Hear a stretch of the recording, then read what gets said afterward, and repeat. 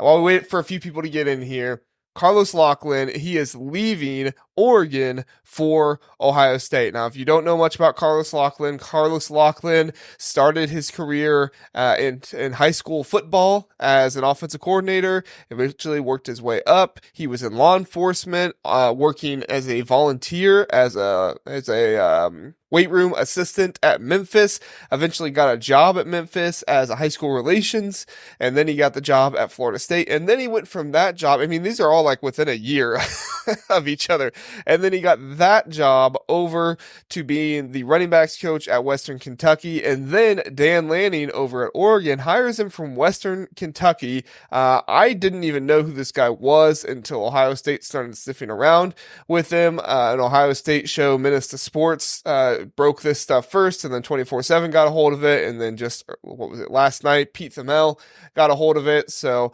a lot of interesting things going on with this. If you have a chance, go to the Football Scoop article. I think it was written back in 2022, but even if you're not an Ohio State fan, this guy's story is just incredible. What he went through just to be a college football coach. Like, that was his dream. That's what he's working for.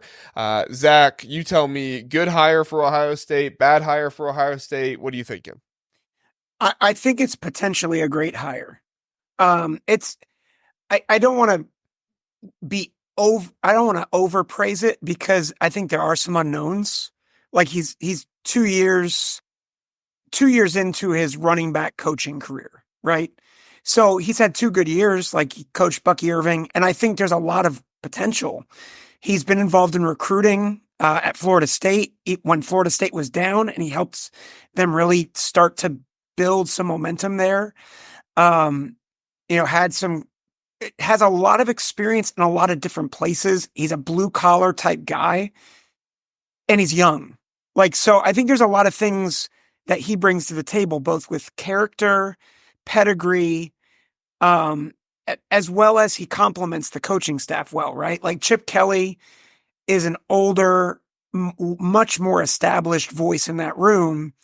This is a guy that comes in, you groom him a bit. He has some offensive coordinator chops from high school. There's a lot to like.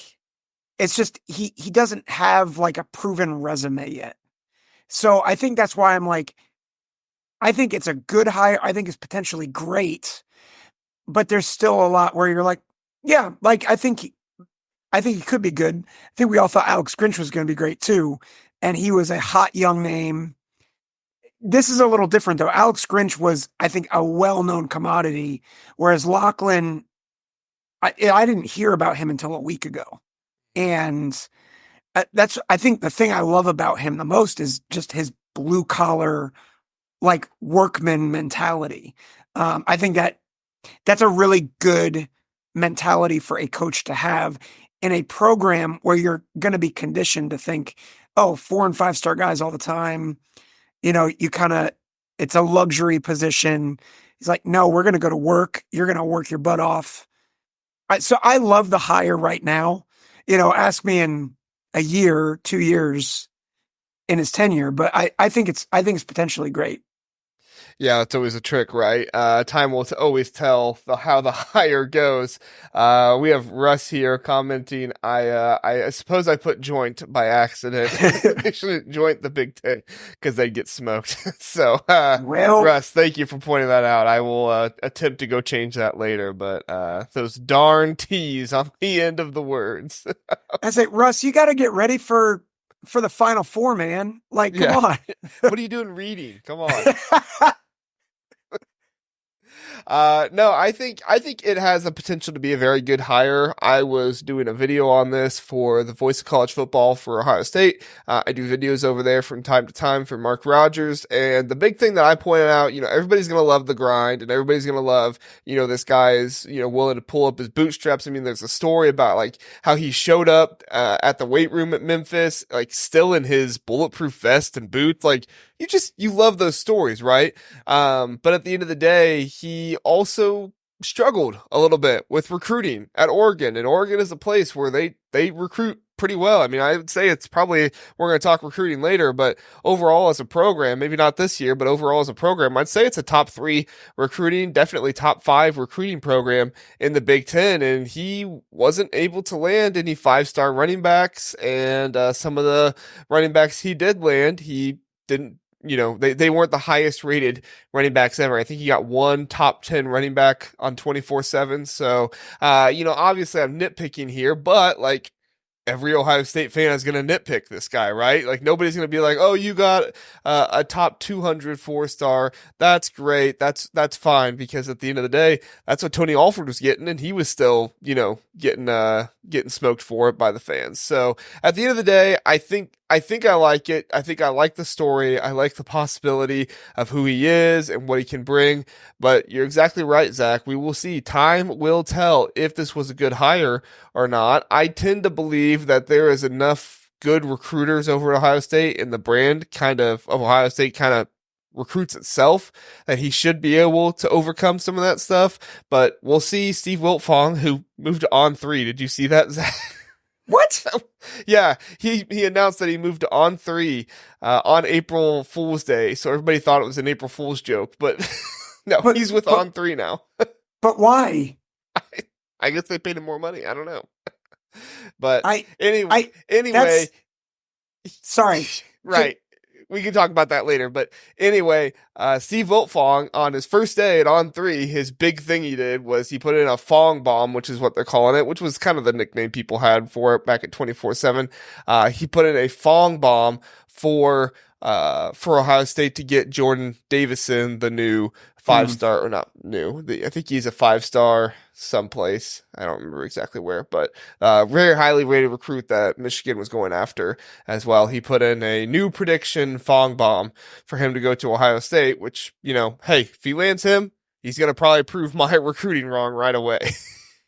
See, he's got to go on recruiting trips with Brian Hartline and just learn from the master. And Tim Walton and see what they do. Right. So Zach, if you have seen on social media, or if anybody has seen on social media, Oregon fans are not too happy about this. One of Coach Locklyn's biggest things he talked about was don't be a soft batch cookie. Because if you do go to the transfer portal, you're soft and all these things. And now with Coach Locklyn moving to another job in the Big Ten, so Oregon fans are calling it a lateral move. Ohio State fans are obviously arguing, saying it's a bigger job, yada, yada, yada. We can talk about that if we want to. But I mean, you tell me, like, obviously, Ohio State fans were upset when Tony Alford left. Do Oregon fans have a right to be upset here with Carlos Locklyn leaving to go to potentially a lateral, potentially a rival job? It's kind of in the eyes of the beholder. So I think fans, I don't know if they have the right to be upset, but fans are going to be upset regardless. If I'm an Oregon fan, I think it probably feels, it obviously feels frustrating because it's like, you've got a good thing going in Oregon. And I think Oregon is the biggest threat. I think Ohio State, Oregon, and Penn State are all in that upper tier for next year. I know people, you and I might disagree about Penn State, but I think those 3 teams are in that upper tier right now, the Big Ten. And I could see, if you're an Oregon fan, you're like, they could easily be in the Big Ten championship game and certainly be in the 12-team playoff next year. And so to go to another school that is also a contender in the same conference, I think from a fan perspective, sure, I can understand that. I had to do a double take when you said that they might think it's a lateral move. It is not a lateral move. Like, I'm sorry to Oregon fans, and I don't think I'm being a homer when I say this. Like, when is the last time Oregon won a national championship? The last year that Ohio State won one is when they competed for one. Right. That's when they went to it. And, honestly, Oregon has been good. They are certainly a on the rise program, but they're not on equal footing. They're not on equal footing. I see Yankees in the chat. They're not on equal footing as a program as Michigan right now. They're not on equal footing as Ohio State right now. And I'd argue that I think Penn State and Oregon are probably around the same. Oregon might be a little elevated over Penn State, but like, I don't think Oregon is, I don't think Oregon and Ohio State and Michigan are on the same field right now. I don't think it's like a wide gap, but I think to say that, well, this is a lateral move, listen, Ohio State's in the hunt every single year. Oregon has had several up and down, including the year that Oregon beat Ohio State. Oregon was then like out of the playoff race, I think, in early November. So I just don't agree with the idea that it's a lateral move. I think it's a better opportunity right now. But again, I think Oregon's on the rise, and I can see why Oregon fans would be upset. Yeah, my first reaction was it's not a lateral move as well. I think Ohio State historically has been a more dominant program than Oregon has. Obviously, Oregon or Ohio State has the highest winning percentage of any team in college football history. So maybe they don't have the most national championships, but they have the highest winning percentage, which, that's a thing in itself there. Michigan, like you said, they're kind of on another level because they have the most wins of any program in college football history. So, I think looking at it now, like, I always kind of go back to recruits. Like, what do recruits think? Because we can look back and say 10 years ago when Ohio State won the national championship, but do recruits really think about that? The answer is like probably not a ton because they were 7, 8 years old at that time, like it's probably not something they think about a ton. I do think that Oregon, they are a pretty dominant program. They've had double-digit wins every year, and this year they played in the Pac-12 championship.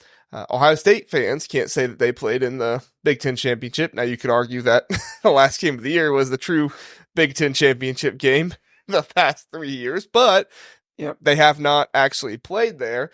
And yeah, so I mean, there was the 1 year, it was 2020 when Cristobal went 4-3. That was also the year that Michigan had a pretty bad year too. But at the end of the day, like, I look at it and I say, Oregon has had their down years. Ohio State has had, like double-digit win seasons nearly every single year since that interim head coaching year from Luke Fickell. And what was that? 2012, 2011, whatever that was. Yeah. 2011. And so naturally, I do feel like Ohio State is a tier above for the job because not only that, but as a coach, I feel like you're going to get recognized more at a program like Ohio State than you are at Oregon. And that's kind of what puts it over the top for me. Nationally, when people are hiring you, they are going to think more about the Ohio State running back coach, in my opinion, than they will about the Oregon running back coach. And Oregon has every right to be able to change that. I mean, they keep winning. They win the Big Ten this year. They win the Big Ten and defeat Ohio State the way Michigan has recently. They will start changing that narrative. So they have every right to do that. But we'll kind of see where it goes from there. Do you think I'm off base there at all, Zach? No, I mean, as you were talking, I was looking up. Oregon has a lot of recency bias, right? And I think I appreciate your point about what do recruits think, because I think that's probably the most poignant part. And like on that level, they're probably closer. But I think in terms of coaching opportunity, I really agree with you that Ohio State's name just has a lot. It has a lot of cachet. And that's not to say Oregon doesn't. I just think Ohio State probably has a little bit more. Yeah, I agree.